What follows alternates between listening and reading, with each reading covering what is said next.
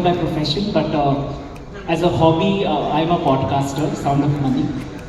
So my question is very simple. On your recent Pakistan visit, what were the thoughts in your mind when you actually landed in Pakistan? And what were your thoughts when you actually came back on the plane to India? That's one. And a related one, when you met the guys in Pakistan, what was the kind of feel that you get from those guys now that they know what is Bharat?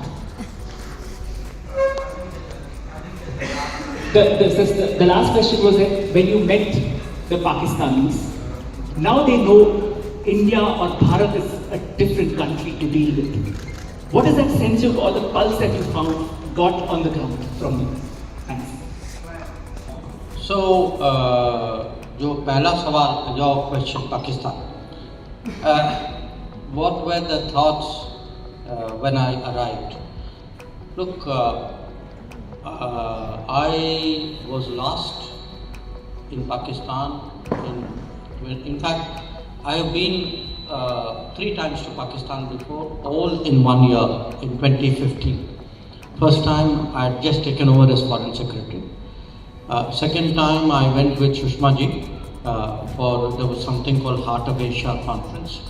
And third time was I was with Modi ji when we were returning from Afghanistan and we had a stopover. And then, after 2015 Pathankot happened, then Uri happened, then after that it has been steadily down.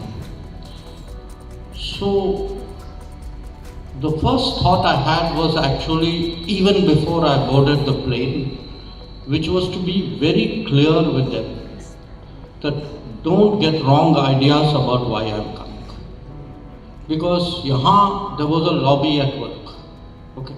So suddenly it was, everything was forgotten, kuch nahi hua, atangwad, aman ki asha, that narrative started up. So you had to be very, explicit. Ki bhai, don't even try that. I am not playing that game. You're not going to put pressure on me ki aap wahan gaye and you didn't, make up and get all the kudos. And frankly speaking, I was not interested in getting any kudos out. So, to me, it was like you have to say it up front, and in a way you have to radiate it when you arrive.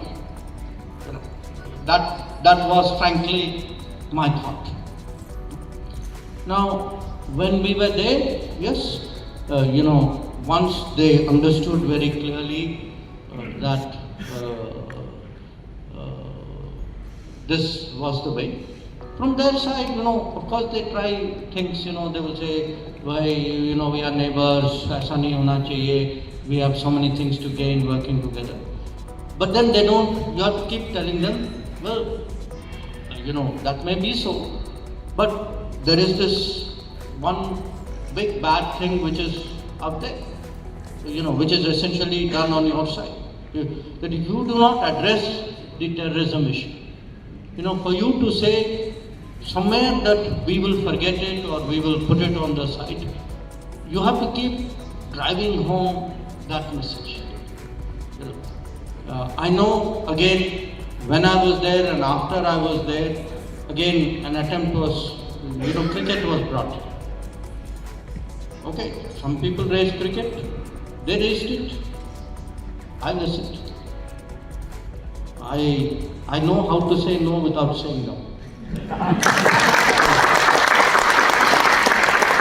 So I was, I was a guest. That's why, even on that I was very upfront saying, look, I will, conduct myself and I said it because when we had them over for a similar, for a SCO meeting, they came for SCO, but then started meeting our press and pushing that propaganda. So I wanted to say very clearly, saying, look, at that time I called you out in public. So I feel that is not the right way to conduct yourself. So this was my messaging to them. I would say, sometimes in diplomacy, you want to leave people a little bit ambiguous or confused. Sometimes it's important to be very clear. I think in this case, you have to be clear.